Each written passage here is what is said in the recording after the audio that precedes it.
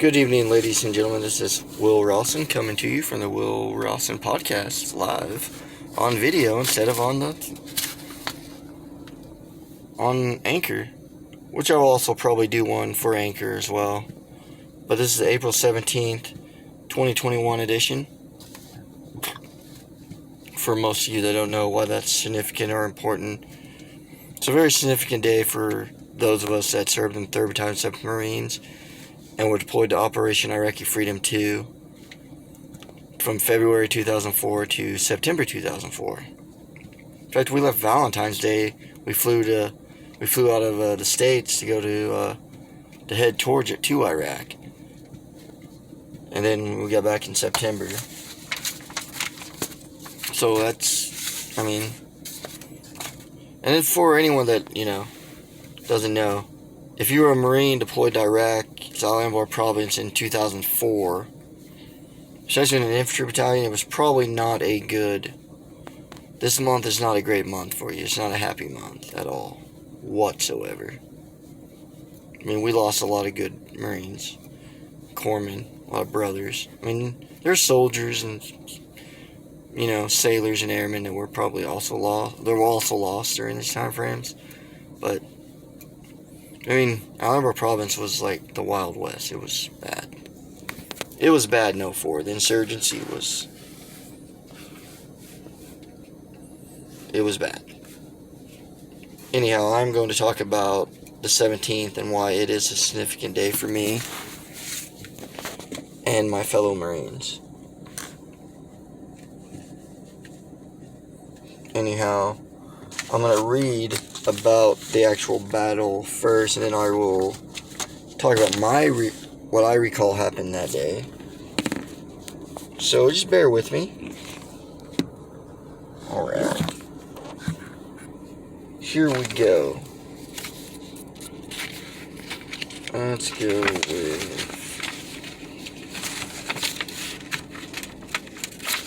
the gist of what happened that day.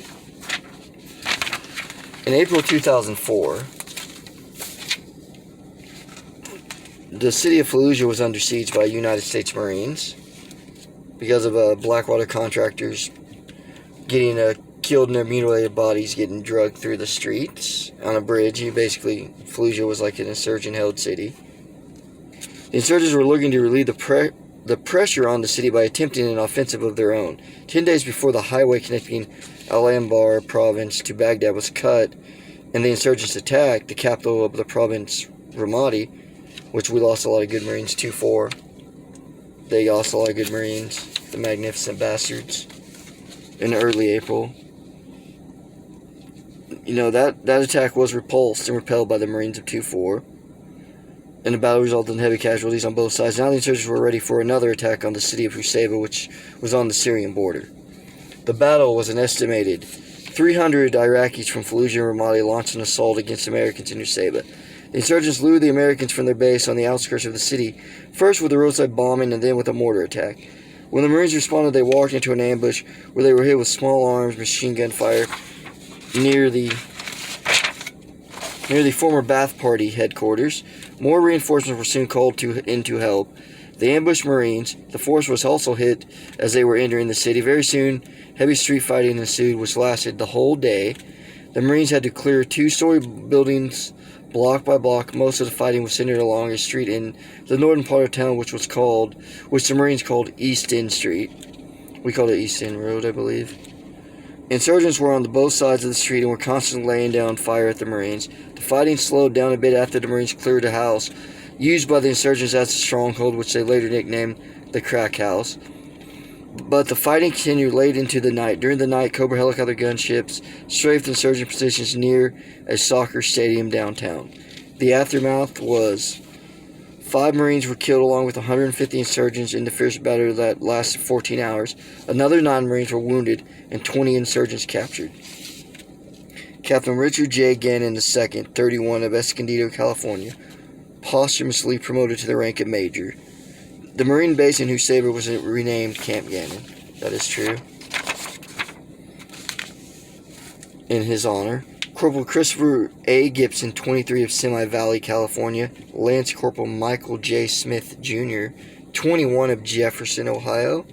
Lance Corporal Ruben Valdez, Jr., 21, of San Diego, Texas. Lance Corporal Gary F. Van Leuven, 20, of Klamath Falls, Oregon, was also killed in action on that day. And that is part of what happened that day. Now,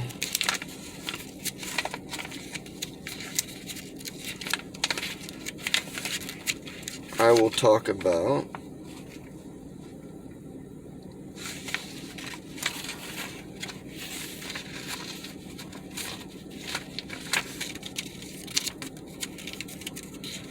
my own.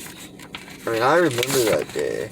Here's another article about the Battle of Husaybah. Twice outnumbered, this Marine helped kill 150 insurgents during the little-known battle. Wait, I don't know. See who that was talking about. Despite being a conflict that lasted well over 8 years with constant news coverage, the Iraq War is still one of those conflicts where historians are beginning to highlight new things on a daily basis in regards to what they were. In such a case, the Battle of Husaybah, a lesser-known incident due to being overshadowed by the concurrent and arguably most famous Battle of Fallujah. That's true. This is an article. I believe is a Marine Corps Times or a U.S. Marine Corps Life article. Taking place in Al-Anbar province of Iraq near the Syrian border, the Battle of Husaybah lasted only 14 hours, but for those who were there, it may have well lasted an eternity. In the spring of 2004, Marines were putting so much pressure on the insurgents and Fallujah that the girls were looking to relieve some of the pressure with offensive of their own. After a failed attack in Ramadi, the militants turned their sights on Husaybah. That was a big mistake by the insurgents because we kicked their 3rd Battalion 7th Marines reinforced. We kicked their candy asses. That's all I'll say about that. That was a big mistake on their part. That was a big mistake. That's not being cocky or arrogant. That's the truth.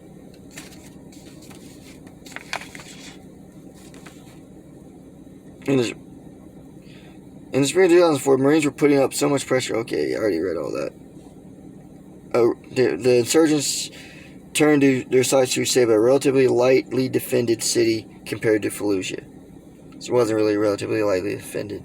3-7 Lima Company was there. So yeah. On April 17th, the insurgents lured Marines out of their remote outposts on the outskirts of the city and ambushed them, raining small arms fire upon them from a former Ba'ath Party headquarters building. Outnumbered 300 to 150 by the insurgents, the Marines of 3rd Battalion 7th Marines Regiment, 1st Marine Division reacted swiftly to contact and began doing what Iraq-era Marines did best, taking out the trash, even if it meant doing it one room at a time.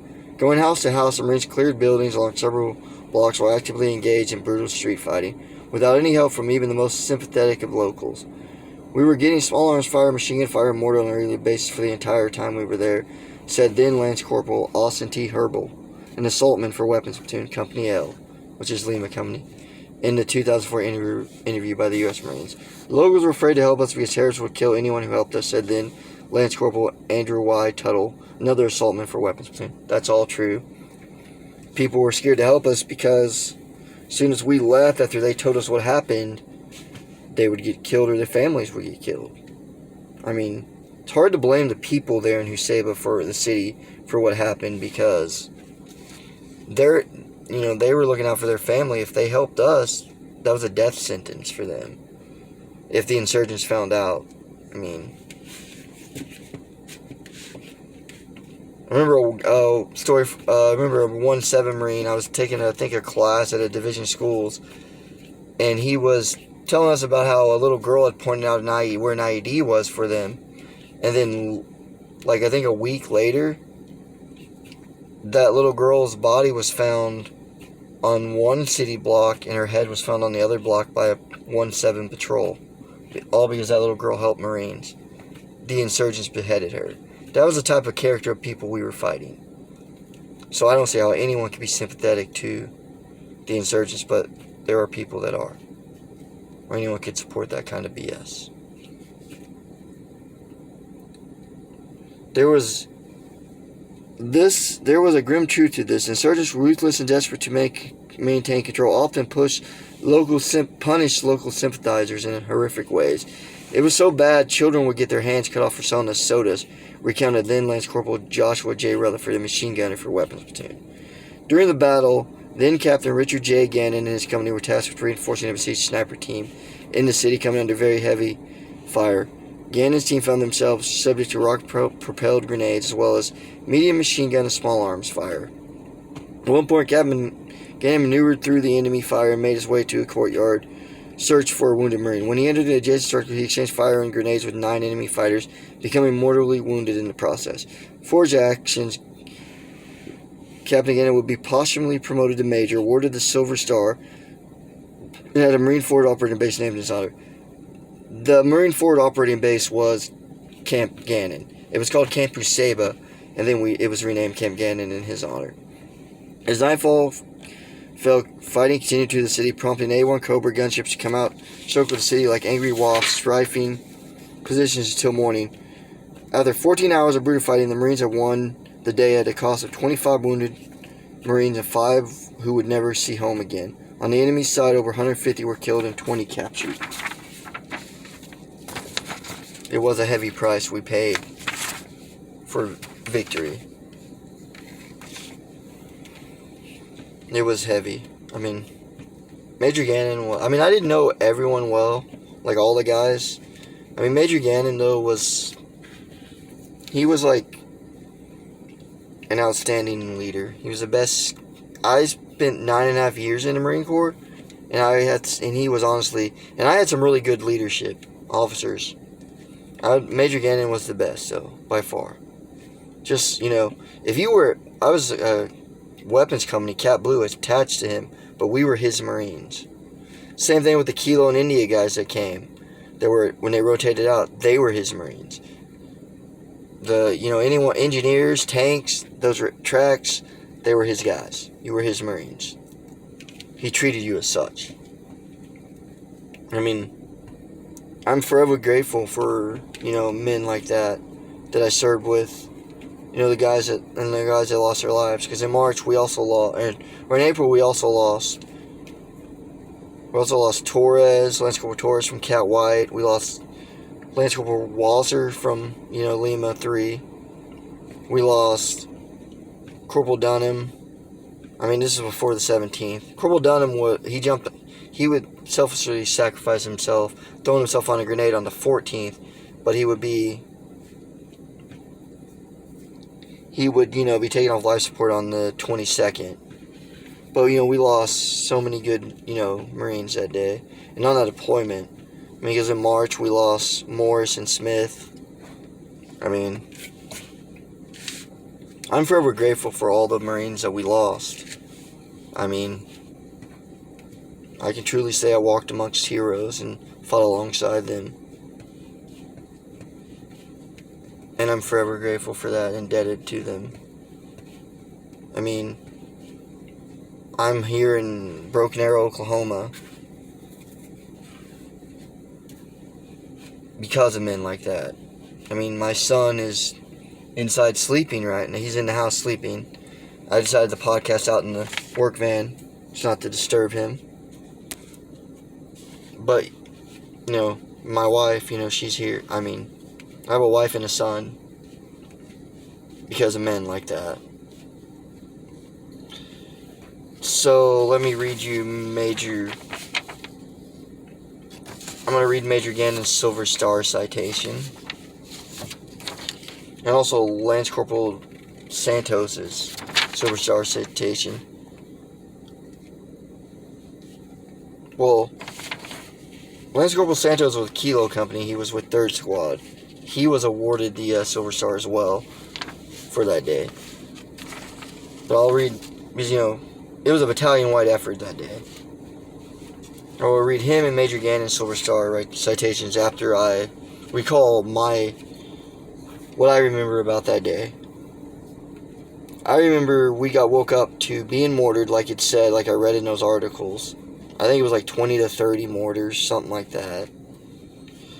Then QRF was called because a broadsword force recon sniper OP was, they took out an insurgent plant in IED, and then they started receiving enemy contact. So my section, Cat Blue Bravo, was on QRF that day. It was our morning to be first QRF. Alpha section had done it the day before, so it was our turn. So as we're getting ready to go, my vehicle commander at the time, I think I was left back because my vehicle commander was like, we rotate out because we had more Marines than we could fit in the vehicles safely. So it was, I believe, Lance Corporal Sobolski's time to go out. And plus, Lance Corporal Howard, my vehicle commander, wanted he wanted to have an extra driver in case he had to get up in the gun that day. So he took Sobolski. So, and I think Sobolski was pretty good, like the CLS Combat Lifesaver stuff, so they took him out. He went out, I stayed on Firewatch. As I'm out there, I see the CO, and I'm walking my post. I hear the CO and XO talking, which was then Captain Gannon and Lieutenant Neal. They're talking, and they're trying to figure out how to get the Lima Company QRF out there, because I didn't know, our CAT section had been hit and engaged. And I was like, sir, we have, I told him, I'm a gentleman, we have our unarmored tow Humvees, because for whatever reason, tow Humvees were not up armored like the regular ones were. So I pointed that out, and they were like, okay, go. Major Gannon said, or then Captain Gannon said, all right, Rawson, go get Sergeant Cole. He wasn't Staff Sergeant Cole yet, I don't think he got promoted till later on in the deployment. Because I think on that deployment I saw 2 Staff NCO promotions. I saw Gunner Carpenter, who was in Staff Sergeant Carpenter, get promoted to Gunny on this deployment, as well as Staff Sergeant Cole get promoted from Sergeant to Staff Sergeant. I also saw my first and only officer promotion. I'll talk about that in a minute. Anyhow, so I go get Sergeant Cole and let him know what's going on. I'm like, yeah, the CO once said that we need to get our QRF stood up. So he starts getting people ready. Lance Corporal Ricky, who was a vehicle commander for Alpha section of our Cat Blue, said he was like, he's getting ready, and he looked at me and goes, hey, Rawson, your section's out there, right? I'm like, yes, Lance Corporal. He's like, you want to go out there, right? I'm like, yes, Lance Corporal. Because I was like, they were in a fight, and I wasn't out there, so obviously I felt bad. So, I wanted to be out there. I just picked my nose. That's funny. You guys are going to see that. Anyway, though, so obviously I was going to get out there somehow. So anyway, though, so Lance Corporal Ricky leaves one of his guys behind and takes me as a dismount. Tells me to get in. I'm like, did me a solid, so I got in. We roll out there with Major Gannon. Sergeant Cervantes, who was in Corporal Cervantes, was the gunner, because there was a tow, and he put a 240 on there, and he was a 52. He would be awarded a Bronze Star for, his actions that day, I believe. I couldn't find the citation, but I know he was awarded one. I believe it was a Bronze Star. He might have also been awarded the Silver Star, I'm not sure.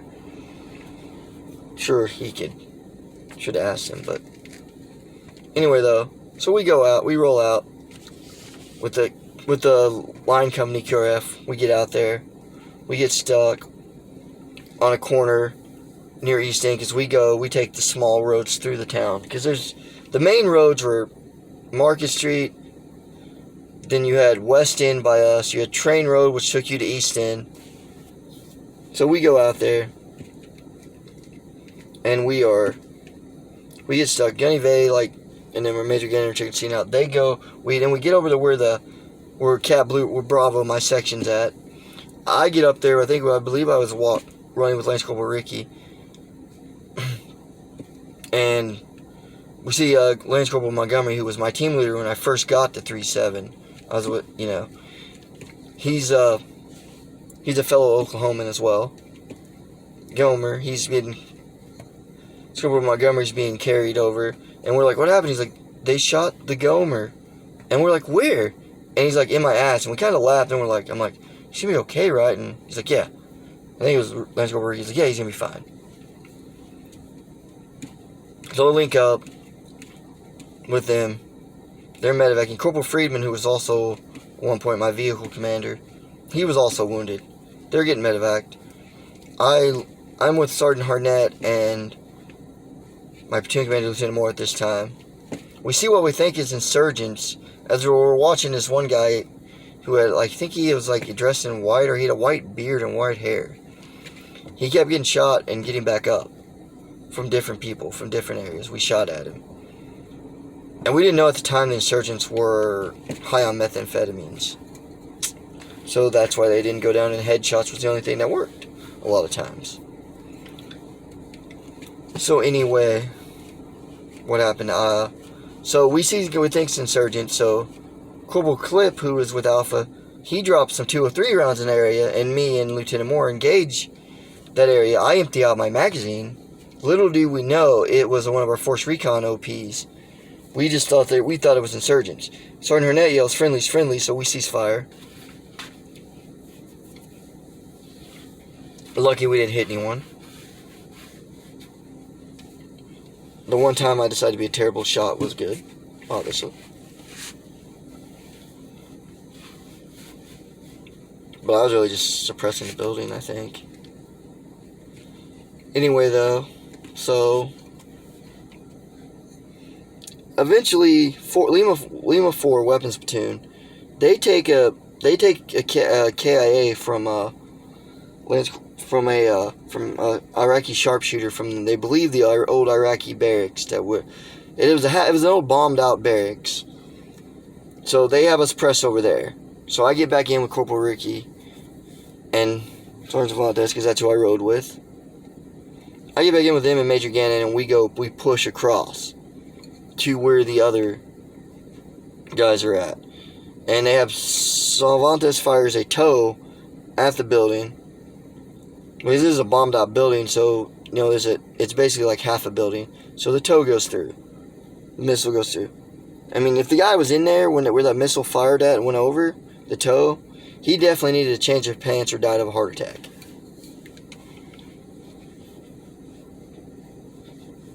And then, so we're going back to where Lima 4 is they're on top of a house, which was the insurgents were using as a stronghold, we didn't know, down below.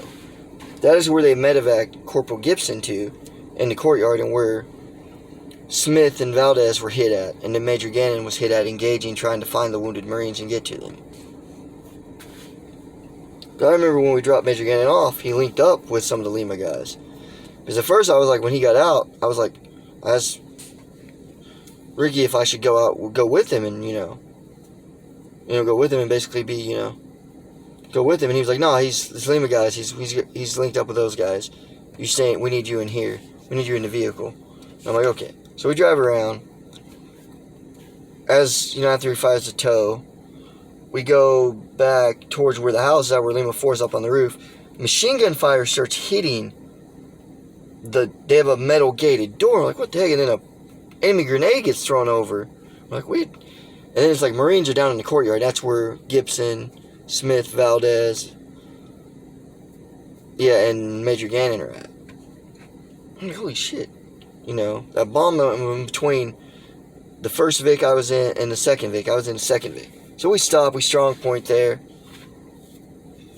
Then later we're called back because they need mortarmen at the FOB. So we go back, and plus I think they were wanting to have a QRF ready to bring out a 7-ton full of resupply, because they knew we were going to need resupply. So we get out there. So we go back. I go set on post till the convoy leaves.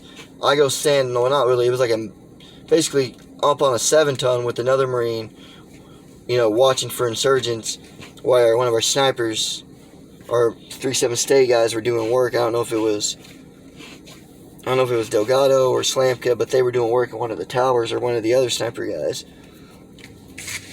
But they were doing work in that tower, you know, taking out bad guys, and we were like, oh, you know.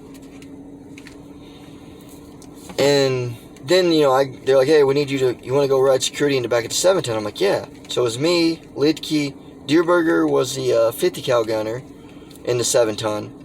We go out behind the 440. We didn't take the main road. We didn't take West End to train to East End. We were going to go out back behind the 440, the train station, and I think to the soccer stadium, or over near the soccer stadium, close to East End. We just start receiving fire like it's like going out of style. Like, you can hear the pings. You can hear like the bullets whiz over our heads and the pinging on the armor on the 7-ton, the metal. I'm thinking, hey, I'm gonna get up and start engaging these guys. And I see Dierberger down. I'm not thinking it's that bad. I'm like, Litke, I'm gonna get up. Litke's like, Rawson, no. I'm like, then I look up and see an RPG coming, and it lands. I guess it looks like it's heading for the fuel tank where it's at. I'm like, oh, we're gonna die. And I said a little prayer, and like, just braced myself for, you know, death, kinda. It landed short and did not hit us. And then somehow my fingers were cut. So when I got back, because we had to abort the mission and turn around because the 7-ton was messed up from small arms fire. So we turn around, go back. I'm all like, I get up, I think it was Doc Bennett. I go, hey Doc, my fingers I need a band-aid. You have one? He's like, hey, did you see that in action? Are you do you need, you know, medical attention? Like, kind of for a purport. I'm like, nah, Doc, no. I'm like, nah, it's just a band-aid. That's all. Anyway, though, that night, you know, we're dropping mortars, waiting at the fob to try to go back out. Eventually, they come. I don't go back out that night. They bring back in the. And by the way, this time the whole battalion is there. It's like everybody: Cat White, Cat Red, whatever from India and Kilo that was not guarding the. Was not, on like post at Alkheim or Fob, and about our battalion was there. I mean, Broadsword came in full force. Like, that next morning we went and cleared the city again. But, though, when the guys are coming back in, they got lit up again. Just getting back in, that's why the Cobras had to come out. Straight at the city.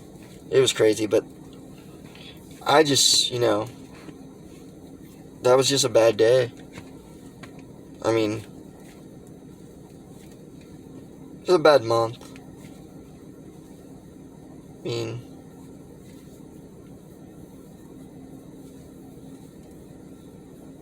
it's a bad month.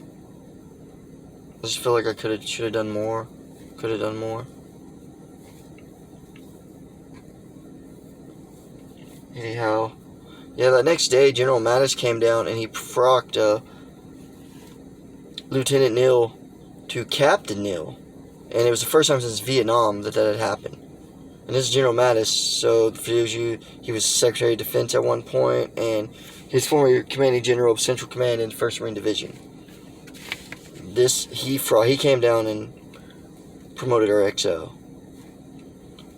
And how, like, that night, how we found out, like, I mean, it was like a sad night. I remember being, we were sitting there, just, chilling in, like, one of the Humvees ready to go back out in case they needed us. And they said they were looking for Lima 6. They hadn't found him. And then you hear they found Lima 6. He's a routine angel. And that means, like, routine casualty. It also means KIA. It means that they don't need to be medevaced immediately. And then you hear our XO say, this is Lima 5, now assuming call sign Lima 6. And for the battalion, like for the company and the Marines over there, my platoon commander, Lieutenant Moore, Lieutenant Neal, the XO, they were all lieutenants, platoon commanders for Major Gannon when he first took command of Lima Company from our battalion operations officer, Major Streffler, who was also one of his best friends. Like, I mean, and then my XO for weapons company, Lieutenant O'Neill, he was also one of Major Gannon's platoon commanders and Major Schleffler's platoon commanders. So, I mean, it was a bad deal, and, you know, he was just the way he treated his Marines. I mean, his men. That's, you know, said, he was a great man, and the best CO I ever had in the Marine Corps, my time in the Marine Corps. And that's not insulting any of my other commanding officers, because I had some really good ones. I mean, Captain Neal, when he took over, he really held the company together with his leadership. I mean, Major Pallich was, I liked Major Pallich. He was a great CO. I mean, in my time in 3-7, so. I mean, it's just a bad day hearing that, you know. I mean, Major Gannon was awarded the Silver Star posthumously. Here's the citation. Alright, so you know what, I'll read his last. I will read, this is one of the other Marines that was awarded the Silver Star that day. It's Lance Corporal Danny S. Santos. He was with Kilo 37, 3rd Squad, or 3rd Platoon, 3rd Squad, I believe.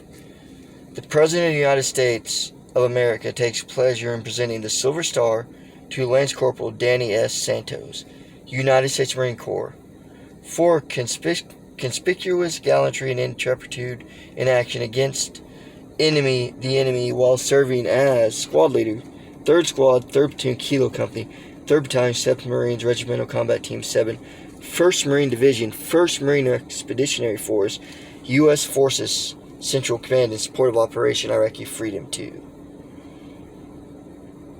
On 17 April 2004, Lance Corporal Santos performed heroically during 3rd Battalion's attack against militia forces when the lead element of Kilo Company came under intense automatic weapons and rocket-propelled grenade fire from multiple enemy strongpoints, arrayed in two-story houses. Despite sustaining serious wounds to his shoulder and stomach, Lance Corporal Santos led his squad against the enemy in order to destroy their fortified positions.